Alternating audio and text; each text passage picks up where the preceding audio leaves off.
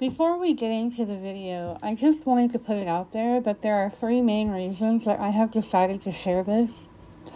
One is to inform pet owners that they need to be diligent with their pets if they are giving them any kind of toy with parts that they can swallow.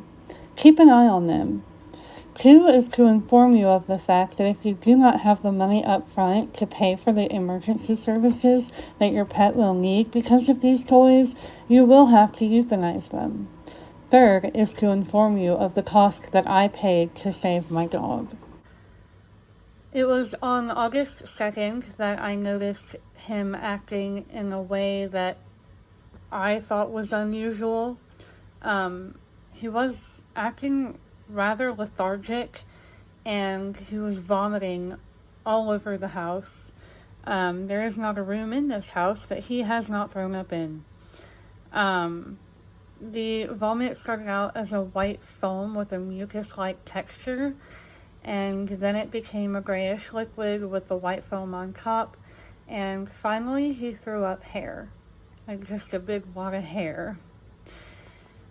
In addition to the vomiting, he also had a fever, his muscles were spasming, he wouldn't eat or drink, and he had excessive panting for no reason.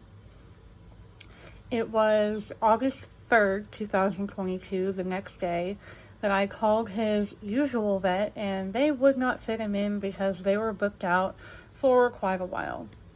So I decided to call Gaylor Animal Hospital in Louisville because they had seen him before.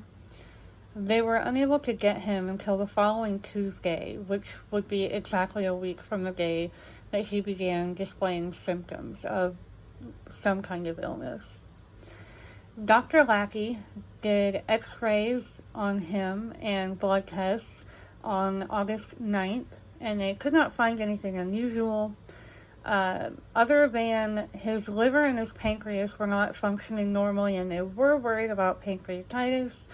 The x-ray did not show anything, but she said that just because she didn't see anything doesn't mean that nothing was there, because not everything will show up on an x-ray. He was doing so poorly that we brought him back to Dr. Gaylor's office the next day, and I had him admitted.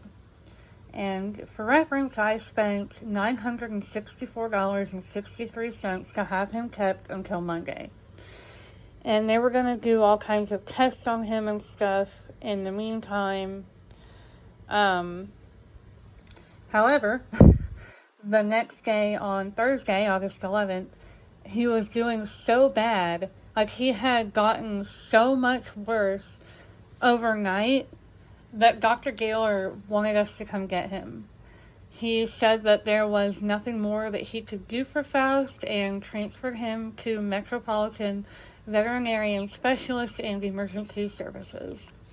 I was refunded $426.12, making it $358.51 that I spent to have him kept for one night at Gaylor Animal Hospital.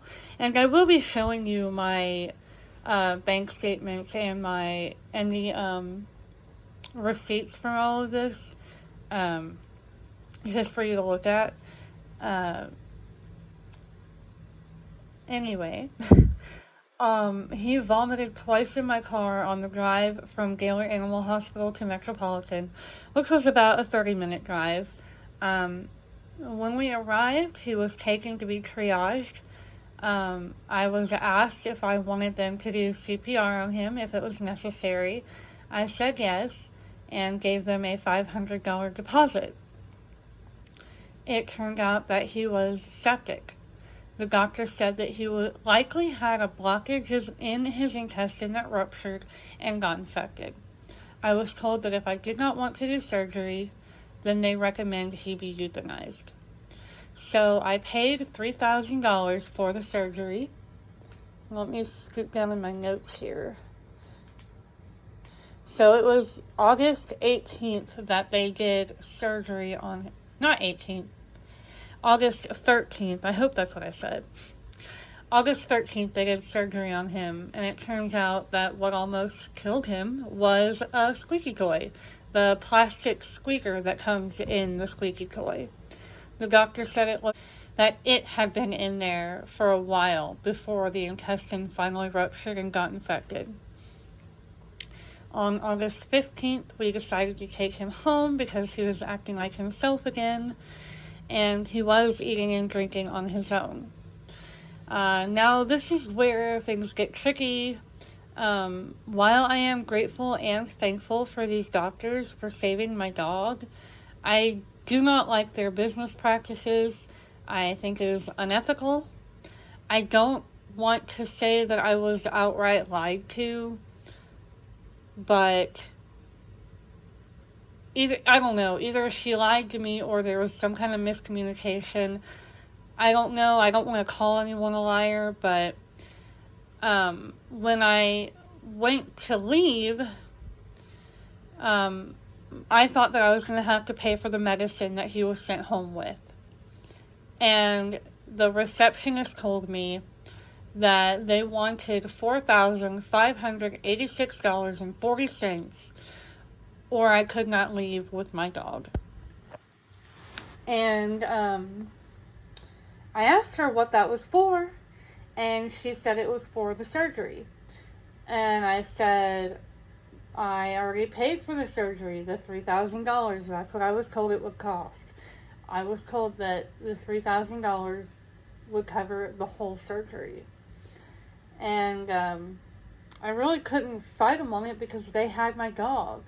Like, they had him in the back. And it's not like I can just go back there and take him.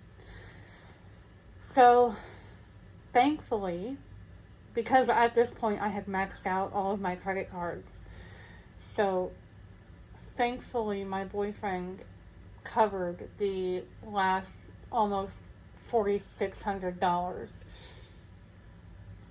I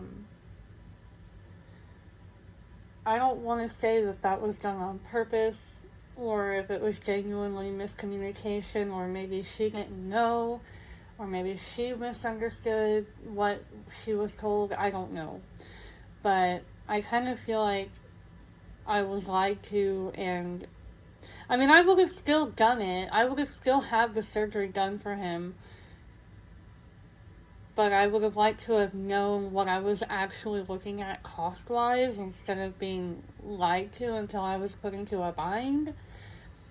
So, while I am grateful for them saving my dog, I would not recommend anyone go there.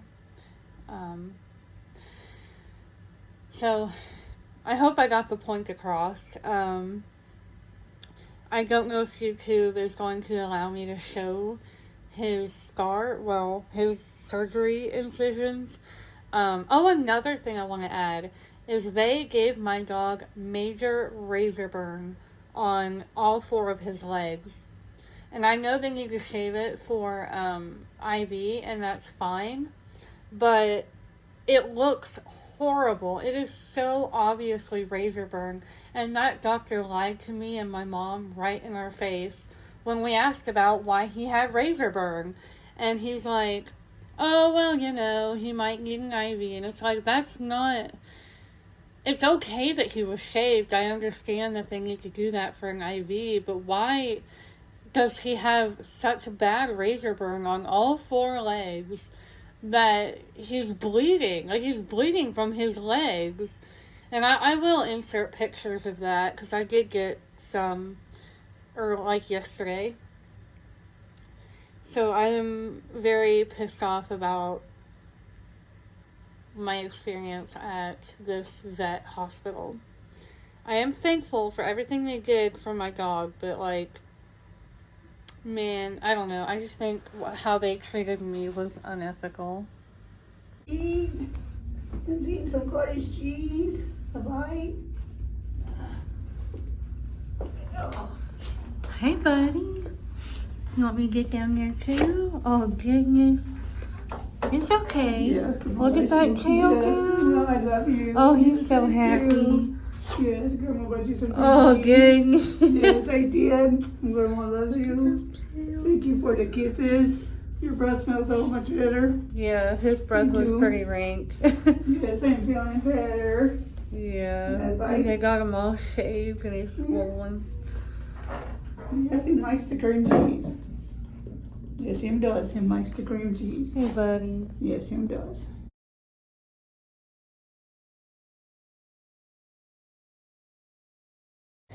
So this is the incision that from the surgery. So just want to let you know that this is what they're going to have to do to your dog if you don't watch them with those squeaky toys. Especially if they're really bad about it. Like, I had never worried about Faust before because when he did swallow them, he would either poop them out or throw them up. It never occurred to me that he could have one get stuck. And now I just feel like a shitty dog parent. So here's his little legs. Look at that shit. And then they're like, oh, well, you know, he might need an IV. And it's like, well, yeah, sure, and that's fine, but that doesn't mean you fucking cut off his leg. Like, flay him. Yeah, I'm sorry, I know it's a bothering you.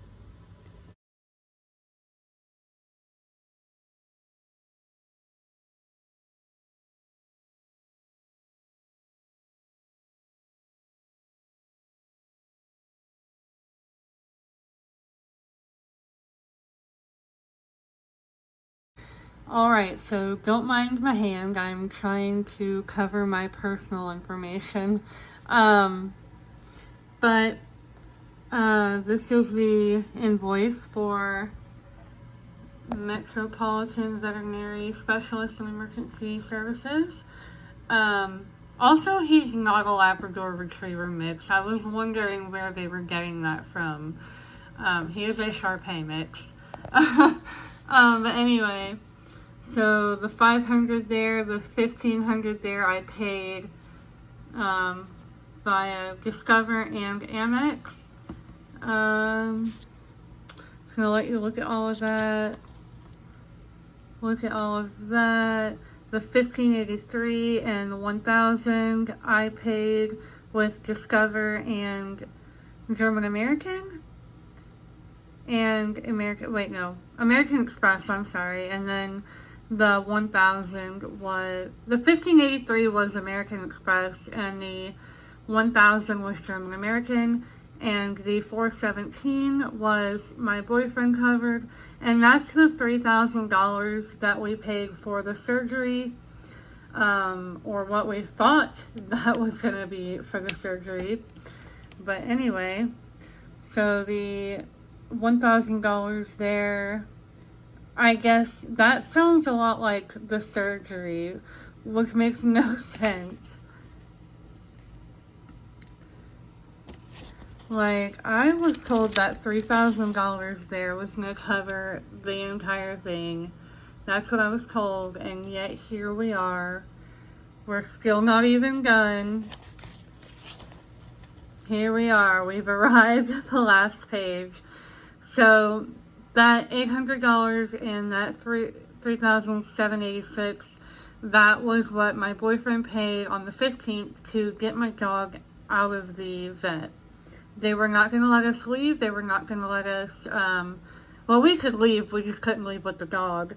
But they wouldn't let us do a payment plan. They wouldn't do anything. So I had maxed out my credit cards. So the only way I was getting my dog out of there was with my boyfriend's help. So, in the end, this dog cost us pretty much evenly.